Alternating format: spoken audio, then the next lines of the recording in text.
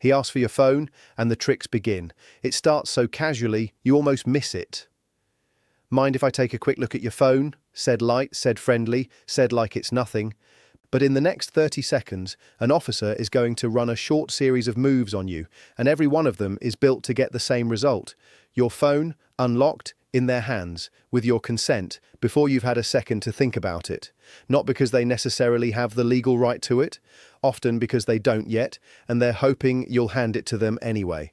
So today, I'm going to walk you through exactly how this plays out, the phrases they use, what's really happening underneath each one, and the exact calm words that shut it down. And at the end, I'll give you one sentence plus one button combination on your own phone that beats almost all of it at once. Because the difference between the person who walks away with their phone still locked and the person who hands over 2 years of their life in photos and messages is almost never guilt.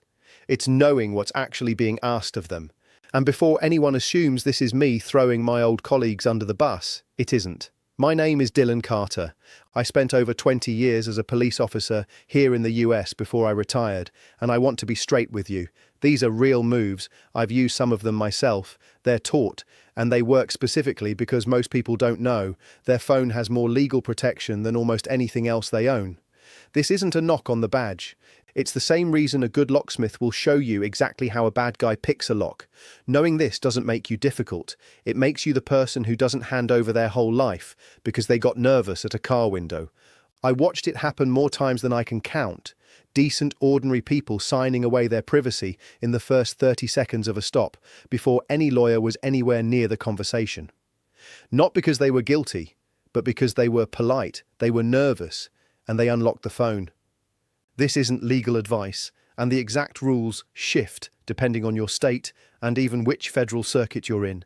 This is the plain English version of what I wish every driver knew before that request ever came. Let's go through it. Move number 1 is the opener, and it's almost always phrased as a favor. "Mind if I take a look at your phone real quick? Here's what you need to understand before you answer." Under the Fourth Amendment, and this comes straight from a unanimous US Supreme Court decision, Riley versus California, police generally cannot search the contents of your phone without a warrant. Not during a stop, and in most circumstances, not even after an arrest. The court said it plainly: get a warrant. So if an officer is asking your permission, that's often the tell that they don't have one yet, and they're asking you to hand them a shortcut around it. Consent is that shortcut. The second you say, "Sure, go ahead," you've waived a protection the Supreme Court went out of its way to give you. So here is your line, and you say it exactly this calm: "I don't consent to a search of my phone."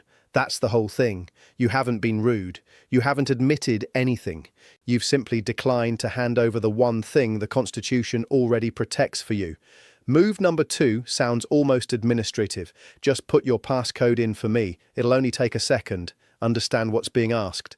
A passcode lives in your memory.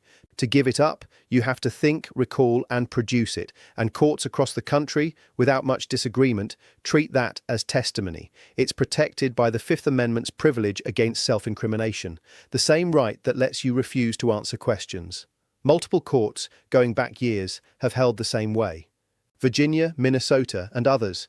Your numeric passcode is a product of your mind, and you cannot be forced to reveal it.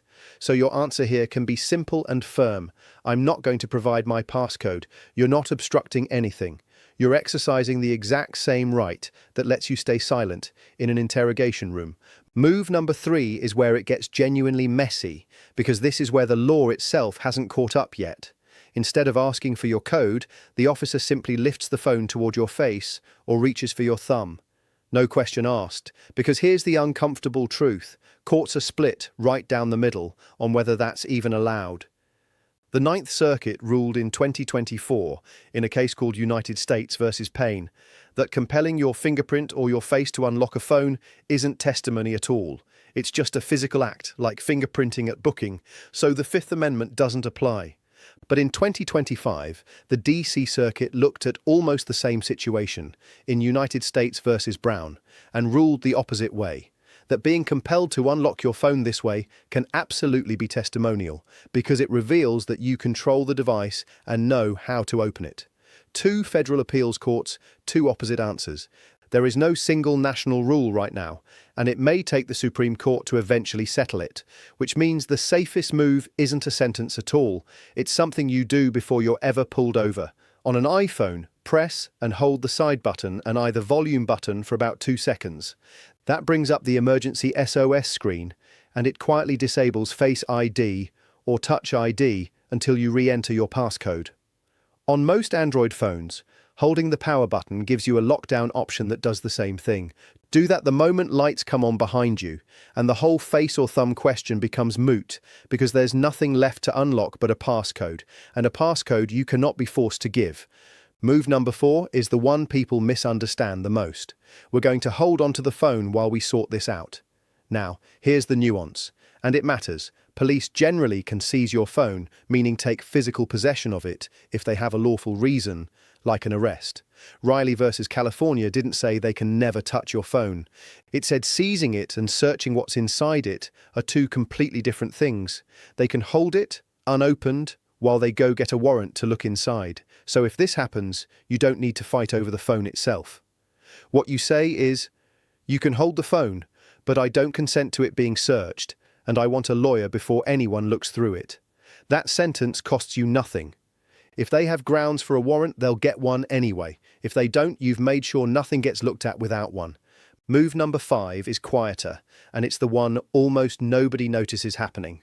You unlock your phone for something completely unrelated, maybe to show your insurance app or to make a call, and the officer leans in and reads whatever is on the screen.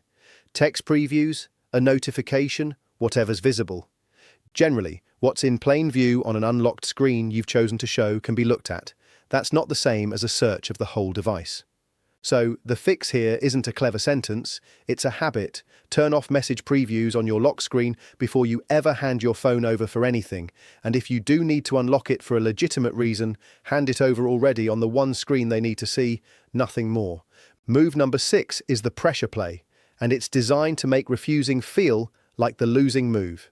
If you don't unlock it, we'll just get a warrant, and it's going to look a lot worse for you. Notice what that sentence is doing. It's trying to make you believe that using your rights is itself evidence of guilt. It generally isn't, and it isn't supposed to be treated that way. And think about what the sentence actually admits. If they need a warrant, that means they don't have one yet, and a warrant requires a neutral judge to agree there's probable cause. That's not a threat. That's the system working exactly the way the Fourth Amendment designed it to. Your response can be almost bored. That's okay. I'll wait for the warrant. You're not being difficult. You're just letting the process that exists to protect you actually do its job. Move number 7 is the friendly version, aimed at people who hate conflict. Come on, it'll go faster if you just cooperate. Help me out here. It's warm on purpose, and it's built to make declining feel socially awkward, like you're the one being difficult in an otherwise pleasant conversation. But cooperation and surrendering your rights are not the same thing. You can be completely polite, hand over your license and registration without any friction at all, answer basic identifying questions, and still say, "I'm not going to unlock my phone or consent to a search of it," in exactly the same friendly tone they used on you. Calm is not the same as compliant. Move number 8 is the boldest bluff, usually used during a car search. Your phone was right there in the car we're already searching, so it's covered. It generally is not automatically covered. A warrant, or an exception like a valid vehicle search, is usually understood to be limited to what it actually authorizes, and courts since Riley have repeatedly treated a phone as categorically different from the rest of what's in a car, precisely because of how much of your life lives inside it. Being physically present somewhere doesn't mean it's included in the authorization to search that place. Your line stays exactly the same. I don't consent to a search of my phone specifically.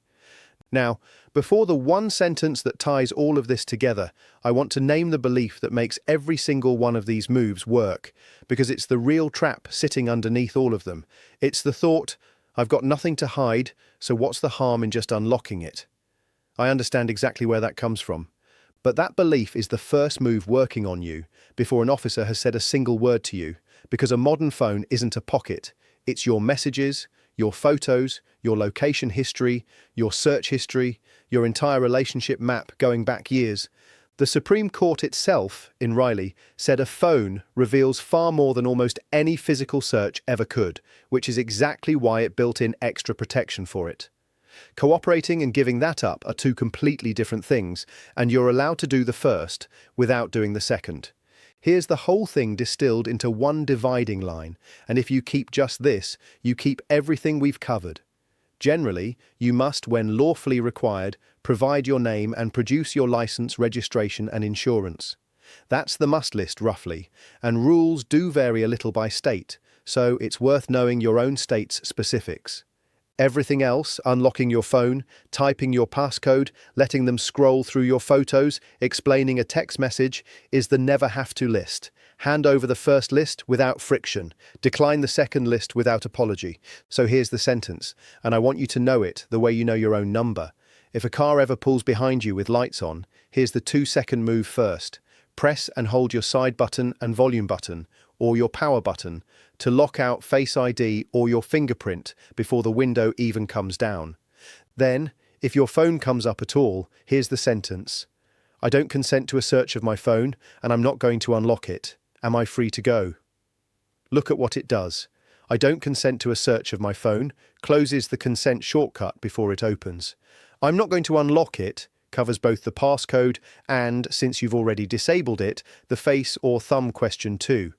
And am I free to go forces the encounter to state its own legal basis out loud, on record. Said calmly, that's almost the entire game, and it doesn't require a single raised word. Let me show you what that actually sounds like, because hearing it as one calm moment is worth more than any list. Lights come on, you pull over, window down, hands on the wheel. 2 seconds, side button and volume, Face ID's off now. Officer walks up. License and registration, please. Here you go, officer. Mind if I take a look at your phone real quick? I don't consent to a search of my phone. Come on, it'll go faster. I appreciate that, but I'm not going to unlock it. Just put your code in for me. I'm not going to provide my passcode. All right, we might just hold on to it for now. That's fine, you can hold it, but I don't consent to it being searched, and I'd want a lawyer before anyone looks through it. Am I free to go? A pause, and there wasn't a warrant sitting ready to go. Yeah, you're free to go. Thank you, officer. And you drive home with your phone exactly as private as it was that morning. Notice what that was. Never a fight, never raised voices, just someone who knew which list was which. So, let's bring it all the way home. Mind if I take a look? Is the consent shortcut. Don't hand it over. Type in your code is asking for testimony the Fifth Amendment already protects, so don't give it. The face or thumb grab is sitting in a real unresolved circuit split, so beat it before it happens with 2 seconds on your buttons. We'll hold on to it is a seizure, not a search. You can let that happen while still refusing the search itself. Reading over your shoulder is why lock screen previews should stay off. We'll get a warrant anyway. Is not a threat, it's the system doing what it's supposed to do, so let them get it. It'll go faster is friendliness doing a job, and you can stay just as friendly right back while declining. And it was already in the car doesn't make your phone part of a different search. None of this makes you the difficult one. It makes you the person who knows their phone is worth more protection than almost anything else in your pocket, and acts like it. If this helped you, do 2 things. Set up that 2-second lockdown shortcut on your phone right now before you ever need it, and subscribe, because I break down exactly this kind of thing every week in plain English, coming from someone who used to be on the other side of the stop, so that if it's ever you sitting there with lights in your mirror, you already know the game better than the person running it. I'm Dylan Carter. Stay calm, know your rights,